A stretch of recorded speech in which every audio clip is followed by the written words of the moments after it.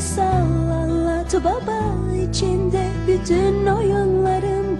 Kurtla kuzu olsun, şekerle bal. Baba bir masal anlat bana, içinde denizle balıklar. Yağmurla kar olsun, güneşle ay.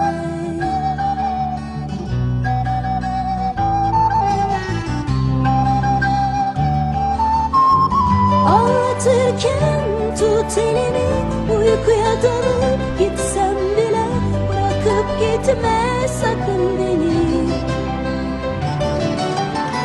Anlatırken tut elimi, uykuya dalıp gitsem bile bırakıp gitme sakın beni.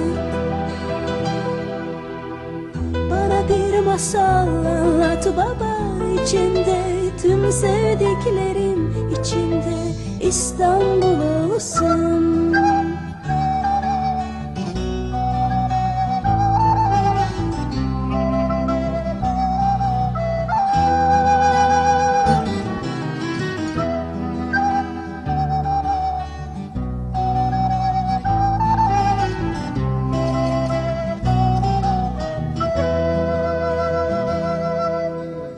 Bana bir masal anlat baba, içinde bütün oyunlarım. Kurtla kuzu olsun, şekerle bal. Baba bir masal anlat bana, içinde denizle balıklar. Yağmurla kar olsun, güneşle ay.